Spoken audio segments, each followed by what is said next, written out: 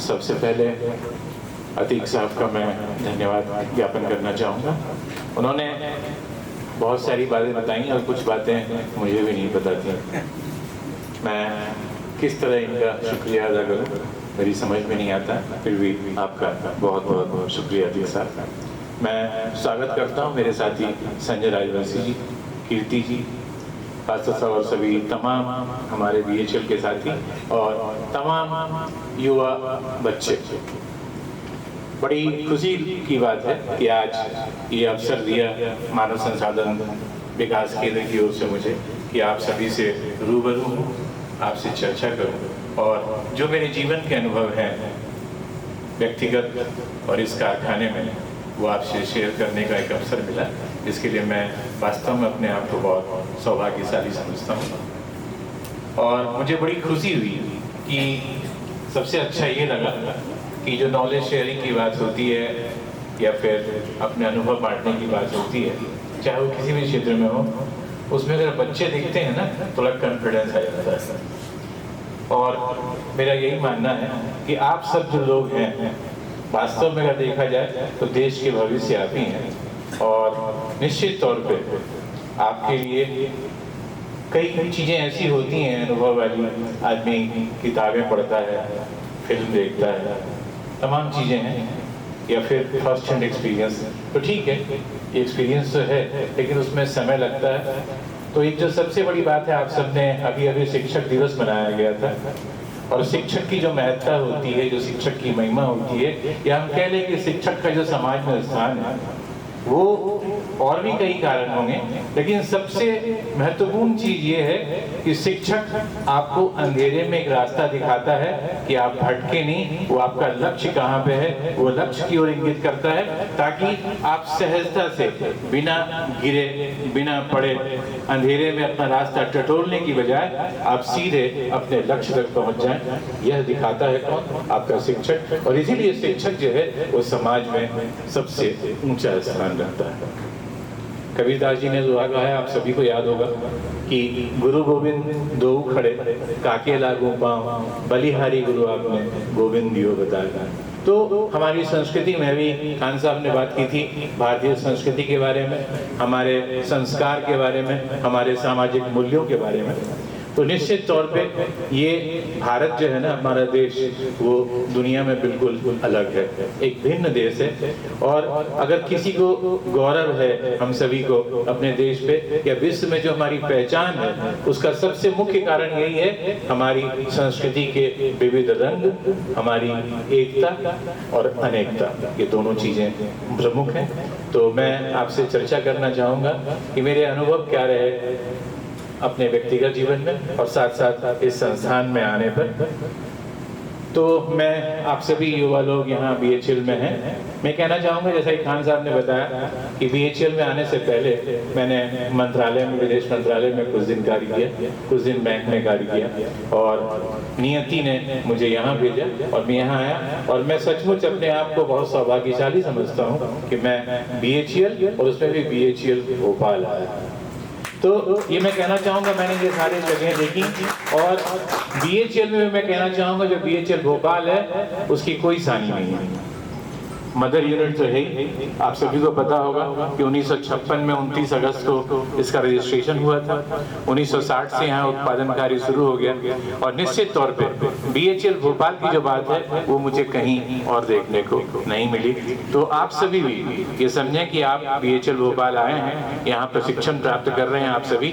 तो ये मैं निश्चित तौर पर कहना चाहूँगा, आपको फख्र होना चाहिए कि आप एक ऐसे महारत्न संस्थान से जुड़े हैं जहाँ असीमित संभावनाएं हैं। मैं कहना चाहूँगा, मैंने भी यहाँ कार्य किया। जो BHL की सबसे बड़ी बात है वो ये है कि आप यहाँ जो चाहें सकारात्मक रूप से सोचने के लिए, सकारात्मक रूप से करने के लिए उसकी पूरी छूट है, पूरी आज़ादी है। ये कहीं और उपलब्ध नहीं होता और किसी संस्था में ये चीज़ नहीं मिलेगी, इसका आपने भी अनुभव किया होगा। दूसरी एक बात जो मुझे यहाँ सबसे अच्छी लगी कि यहाँ कोई हायरार्की नहीं है।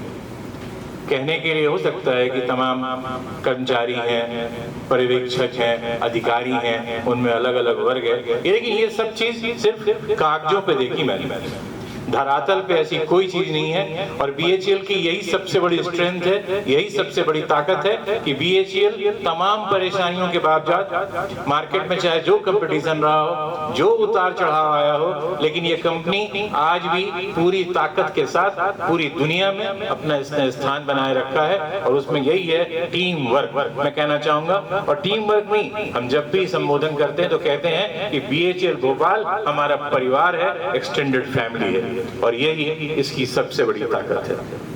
मैं वास्तव में अपने आप को सौभाग्यशाली समझता हूं कि मैं इस संस्थान से जुड़ा और 29 वर्ष से कुछ अधिक दिनों की सेवा के बाद यहाँ से विदा होऊंगा, लेकिन एक बहुत ही अच्छा संस्मरण लेके जा रहा हूँ साथ में। जो मेरी स्मृतियां हैं इस संस्थान के साथ, मुझे पूरी जिंदगी याद रहेंगी, इसलिए बीएचईएल को कोटिश प्रणाम। मैं अब आपसे कुछ पक्षों के बारे में बात करना चाहूँगा। आप सभी लोग यहाँ पे युवा हैं। मैं कहना चाहूँगा कि देखिए, जिंदगी में जो मैंने अनुभव किया, सबसे महत्वपूर्ण चीज कोई है तो वो है सेल्फ डिसिप्लिन। मैं सिर्फ डिसिप्लिन की बात नहीं करता, डिसिप्लिन जिसे हिंदी में अनुशासन कहते हैं, अनुशासन, उपसर्ग है अनुशासन, यानी कि नियमों के पीछे चलना, नियमों के अनुसार चलना। लेकिन ये तो है, ये तो आपको खुद ब खुद करना है। जहाँ कानून की बात आती है, जहाँ अधिनियम की बात आती है, जहाँ कोड ऑफ कंडक्ट की बात आती है, तो आपको करवाया जाता है और आप बाध्य हैं उसका पालन करने के लिए। लेकिन जो सेल्फ डिसिप्लिन है दोस्तों, वो सबसे महत्वपूर्ण चीज है जीवन में, और वही आपको आगे ले जाती है। सेल्फ डिसिप्लिन सिर्फ हम जो कहते हैं कि समय की पाबंदी नहीं है, इसके बहुत सारे आयाम हैं। निश्चित तौर पे समय की पाबंदी उसमें सबसे पहला आयाम है। समय एक ऐसी चीज है जो दोबारा लौट के नहीं आती। हम सभी को पता है, जो घड़ी की सुई एक बार आगे बढ़ गई, आप लाख कोशिश कर लो, हजारों घोड़ों को बांध दो उसके, लेकिन उनमें वो ताकत नहीं है कि उस सेकंड की सुई को पीछे की ओर ले जाए। तो निश्चित तौर पे ये आप हमेशा ध्यान रखें कि आप समय का सम्मान करें। और जो भी व्यक्ति अपने जीवन में समय का सम्मान नहीं करता, समय उसे कहीं का नहीं छोड़ता। कहते हैं ना कि समय से ज्यादा बलवान कुछ हो ही नहीं सकता, कुछ है ही नहीं। तो आप ये निश्चित तौर पे, और मैं आपसे इसलिए विशेष तौर पे कह रहा हूँ कि आज के युग में जहाँ इतनी प्रतिस्पर्धा है, जहाँ आपको अपने आप को साबित करने के लिए पल पल दिखाना है, पूरी तरह कमिटमेंट के साथ काम करना है, उसमें सबसे पहला फैक्टर आता है समयबद्धता।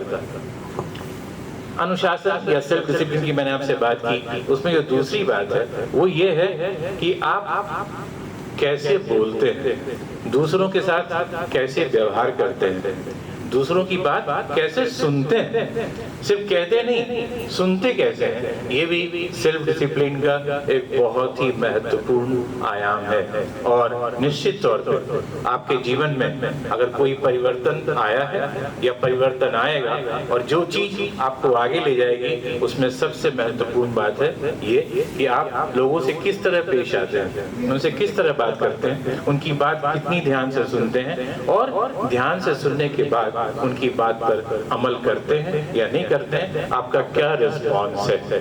ये दूसरा आयाम है और निश्चित तौर पे बहुत ही महत्वपूर्ण। तीसरी बात है कि आप समाज में कैसे रहते हैं, कैसे पहनते हैं, कैसे उड़ते हैं, कैसे चलते हैं। क्योंकि कोई भी व्यक्ति भले ही बहुत अच्छा कम्युनिकेटर हो, लेकिन जो कम्युनिकेशन में सबसे महत्वपूर्ण बात है वो है आपकी बॉडी लैंग्वेज।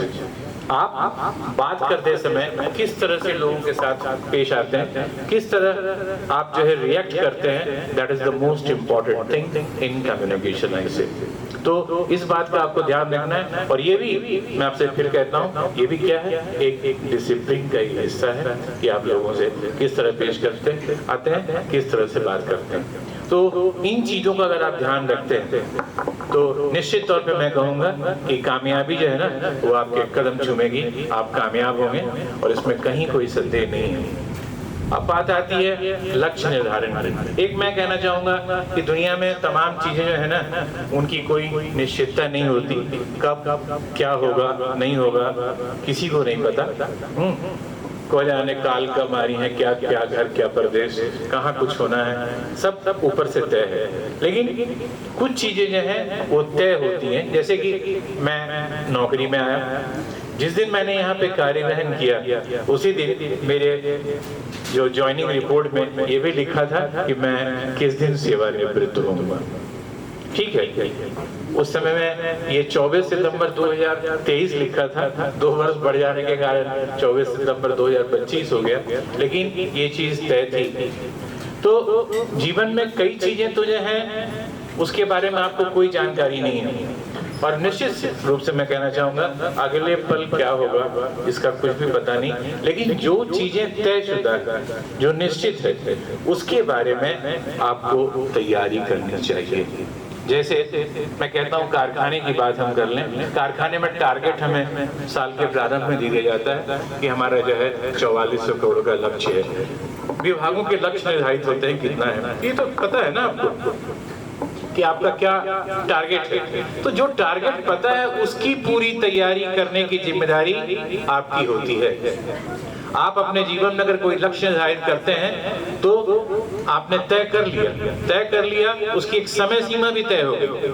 मान लीजिए कि कोई व्यक्ति है जो नौकरी की तलाश करता है, यूपीएससी की तैयारी कर रहा है, एमपीवीएससी की तैयारी कर रहा है, इंजीनियरिंग सर्विस की तैयारी कर रहा है, तो वहाँ तमाम चीजें तय है। परीक्षा का डेट कब है, इंटरव्यू उसके बाद कब होगा, ये भी तय है। आपको कितनी बार मौका दिया जाएगा परीक्षा में बैठने के लिए, और किस उम्र तक आप ये परीक्षा देने के लिए पात्र है। तो जब सब कुछ तय है मेरे दोस्तों, तो फिर आपकी तैयारी उसी के अनुसार होनी चाहिए और कमिटमेंट होना चाहिए। हम सिर्फ ये ना करें। आमतौर पे हम क्या देखते हैं कि रैट रेस है दुनिया, कहते हैं ना कि चूहों की दौड़ है, चूहे जो है दौड़ते चले जाते हैं। मेरा ये कहना है इस चूहों की दौड़ से, इस रैट रेस से हमें बचने की जरूरत है। हमारा लक्ष्य बिल्कुल स्पष्ट होना चाहिए, क्लियर होना चाहिए, और उस रैट रेस में शामिल होके भी आपको क्या मिलेगा। मेरा कहना है उस चूहों की दौड़ में आप शामिल हो जाइए, आप प्रथम हो जाइए ना चूहे की दौड़। कोई आपको बिल्ली थोड़ी बोलने वाला है, आप चूहे के चूहे ही रहेंगे। तो कहने का तात्पर्य यह है कि रैट रेस से बचने की जरूरत है। अपनी एक अस्मिता बनाइए, अपनी एक पहचान बनाइए, और वो पहचान आप तभी बना पाएंगे जब आप यह प्रूव कर पाएं कि आप हैं तो हम ही आरे बीच के ही, हम सभी के बीच के ही, लेकिन आप में कुछ अलग बात है। लोग ये कहें कि ये कुछ खास है, बाकी लोगों से कुछ अलग है।